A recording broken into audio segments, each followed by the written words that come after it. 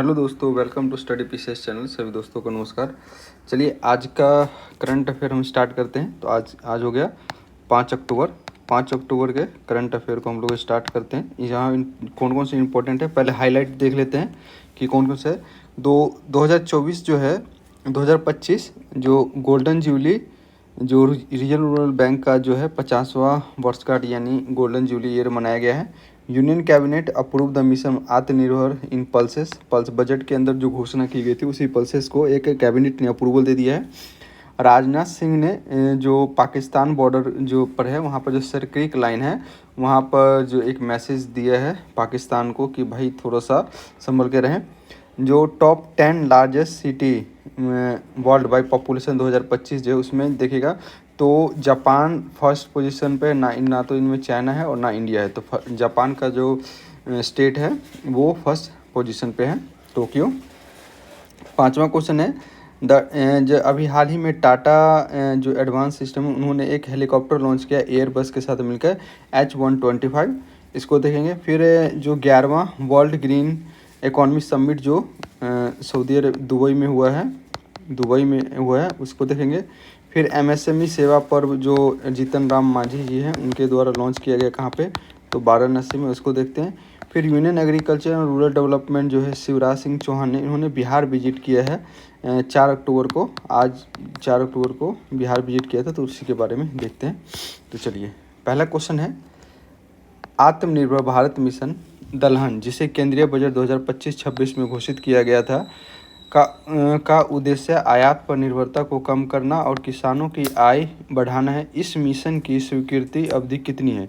तो किस ईयर के लिए मिशन स्वीकृत किया गया है? 4 वर्ष के लिए 2025-26 से 2028-29। बी ऑप्शन है 5 वर्ष के लिए 2025-26 से 2029-30, या 6 वर्ष के लिए 2025-26 से 2030-31, या 7 वर्ष के लिए 2025-26 से 2031-32। तो राइट आंसर इसका आपका हो जाएगा से 6 साल के लिए पल्सेस के लिए दिया गया है। तो 6 साल के लिए लॉन्च किया गया 2025-26 से। इसमें क्या करना है कि हमारा जो ऑयल का जो पल्सेस का जो प्रोडक्शन है वो हमें इम्प्रूव करना है, और साथ साथ में उसकी प्रोडक्शन कैपेसिटी, साथ साथ में उसका जो टाइम पीरियड है वो ड्यूरेशन, प्रोडक्टिविटी और इंपोर्ट एक्सपोर्ट, इन सारी चीज़ों को कंट्रोल करने के लिए आत्मनिर्भर जो फसल मिशन लॉन्च किया गया है फाइनेंशियल। इसमें लगभग 11,440 करोड़ रुपए का इन्वेस्टमेंट किया जाएगा, ठीक है। और अगर प्रोडक्शन के हिसाब से देखें तो इंडिया जो है one of the largest producer है वर्ल्ड के अंदर, कितने के साथ, लगभग 192.55 लाख टन्स प्रोडक्शन होता है हर साल। जो 2014-15 फाइनेंशियल में था, अब जाके 244.93 जो मिलियन टन हो गया है। मिलियन टन वही है, लाख टन हो गया। डोमेस्टिक प्रोडक्शन में वहीं अगर बात करें तो सबसे ज़्यादा डिमांड है। जैसे हमारे इंडिया में क्या होता है, पल्सेस का सबसे ज़्यादा हम लोग प्रोडक्शन करते हैं, सबसे बड़ा कंज्यूमर है, ठीक है, और सबसे ज़्यादा एक्सपोर्टर भी है और साथ में इंपोर्टर भी, ठीक है। तो लार्जेस्ट एक्सपोर्टर नहीं, इंपोर्टर है सबसे बड़ा, और कंजम्पशन भी, प्रोडक्शन भी सबसे ज़्यादा करते हैं, और इंपोर्ट भी सबसे ज़्यादा करते हैं, ठीक है, और कंज्यूम भी सबसे ज़्यादा करते हैं, ठीक है। या अब पल्सेस आप लोग बताइए कि भारत में सबसे ज़्यादा पल्सेस कहाँ पे होता है, ठीक है। और बिहार में सबसे ज़्यादा किस प्रकार के दलहन का उत्पादन किया जाता है, ये भी आप लोग कमेंट सेक्शन में बताइए। वर्ष 2025 किस स्वर्ण जयंती वर्ष गोल्डन जुबली मनाए, किसका? तो 2025 में किसका स्वर्ण जयंती यानी गोल्डन जुबली मनाया गया है?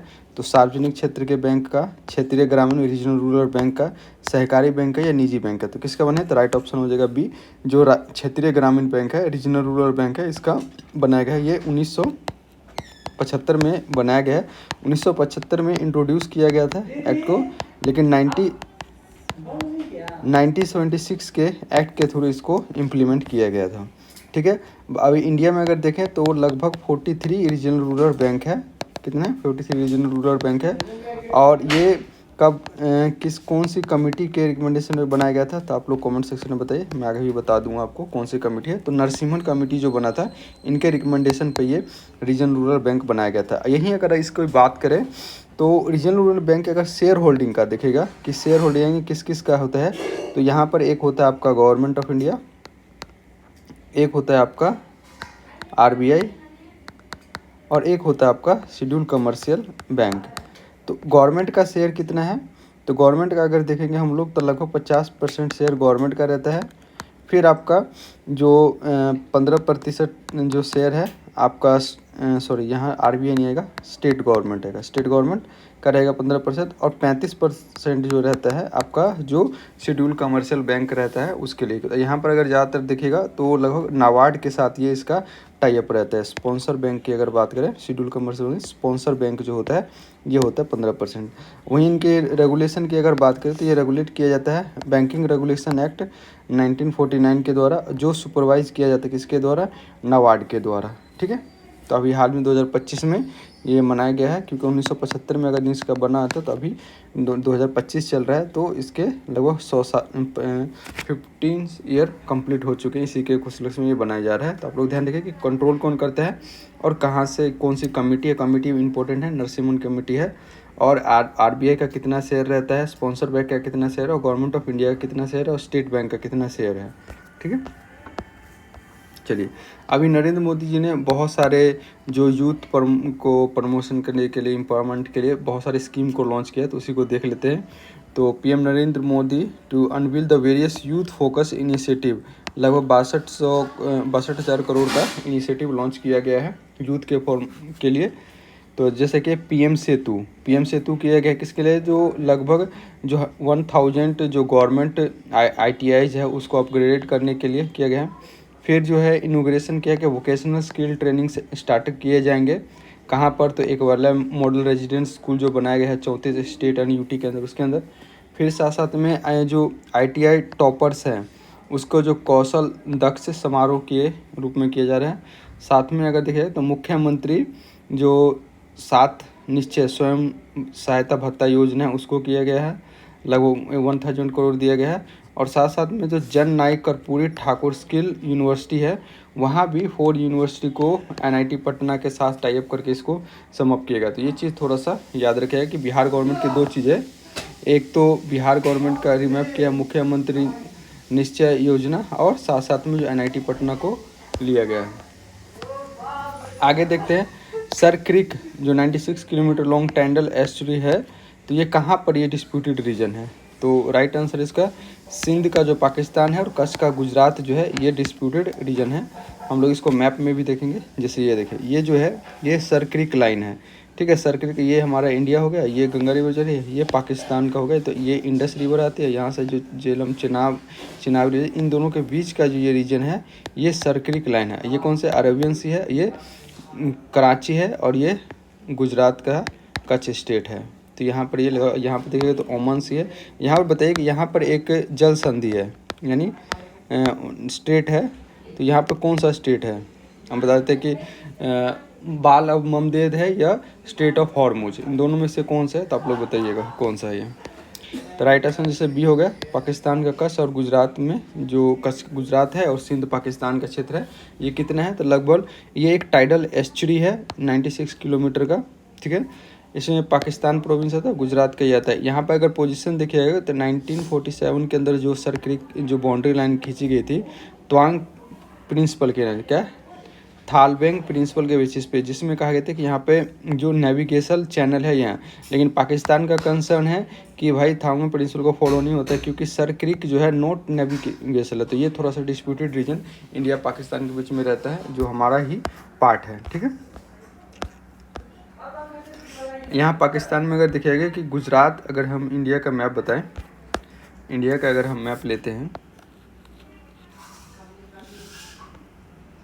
एक रफ मैप लिया जाए इंडिया का,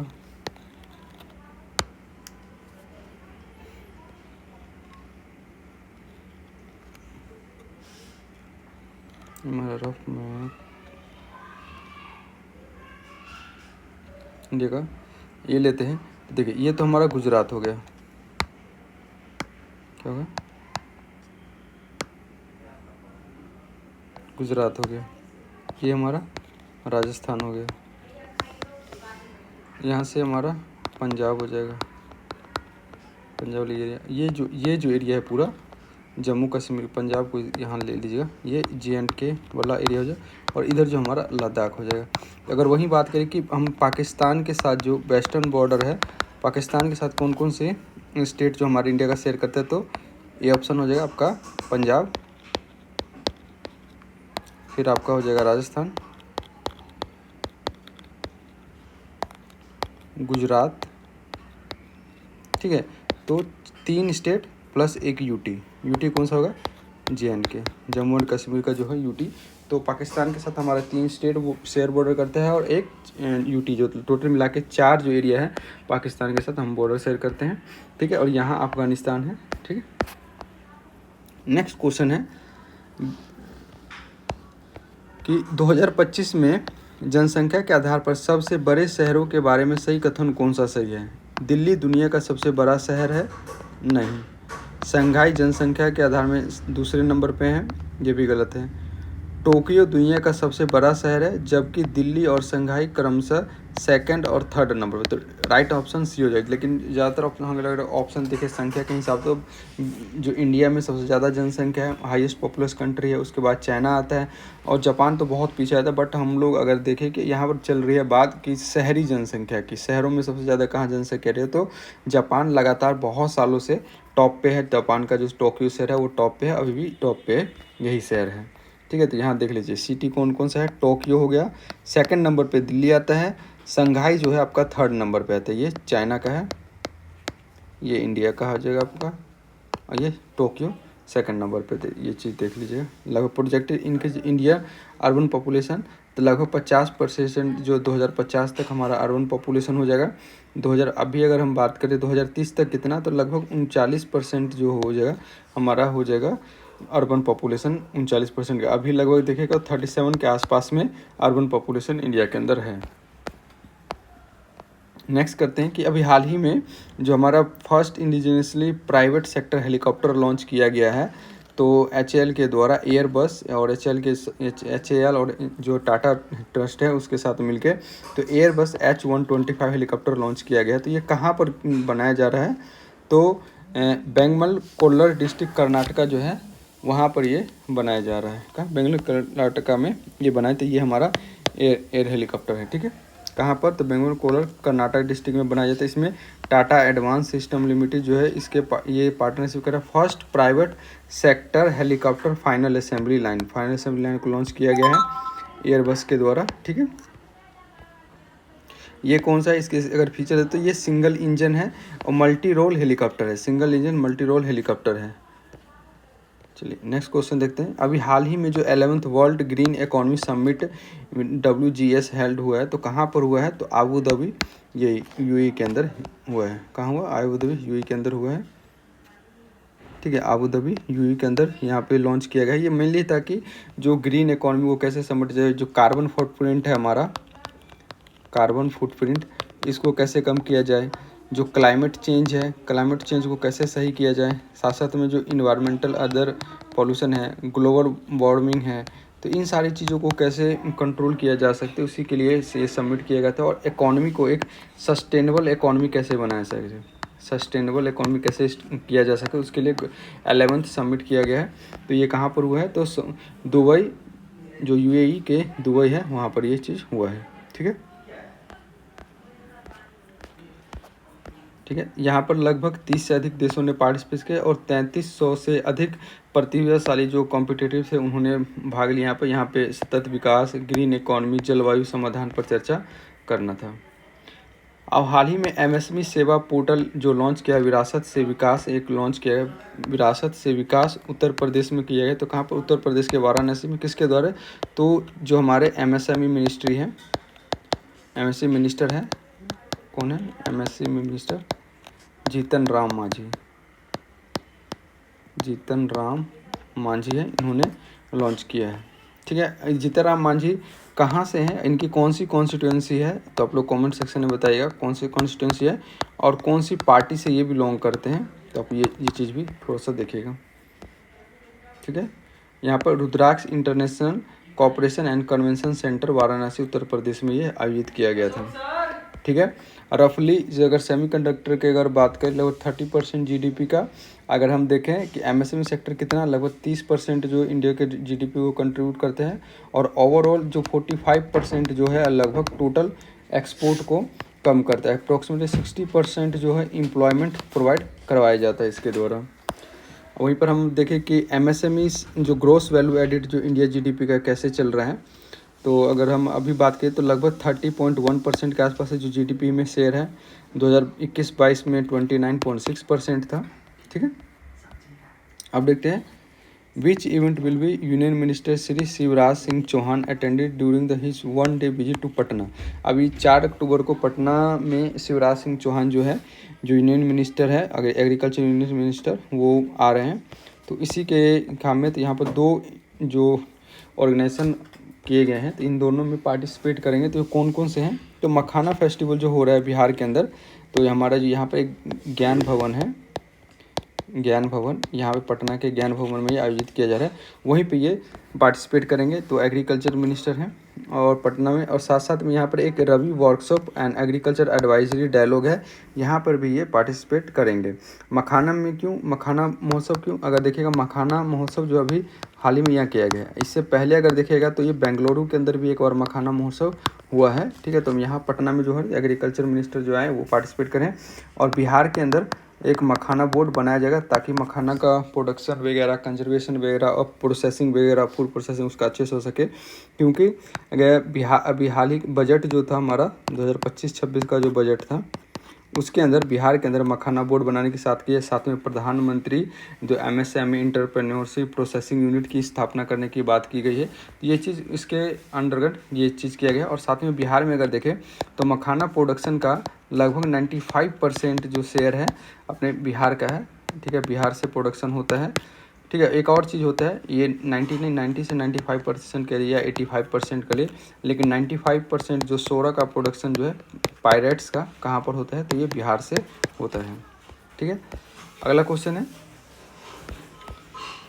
श्यामजी कृष्ण वर्मा की अस्थियाँ जिनेवा के जो स्विट्ज़रलैंड शहर से भारत कब लाई गई थी, तो जब ये 2003 में लाया गया था, जब जो गुजरात के सीएम बने थे नरेंद्र मोदी, उस समय इसे वहाँ से लेके आया गया था। इनका जो कॉन्ट्रीब्यूशन फ्रीडम फाइटर स्ट्रगल में इनका बहुत रहा है। तो 1930 के अंदर इनकी मृत्यु हो गई थी। तो वहाँ से इनके जो एसेस वगैरह हैं जो जिनेवा के स्विट्ज़रलैंड से लाया गया था। जिनेवा का स्विट्ज़रलैंड बताइए किस किन चीज़ों के लिए फेमस है। ठीक है, चलिए तो मिलते हैं नेक्स्ट वीडियो में, तब तक के लिए थैंक यू, जय।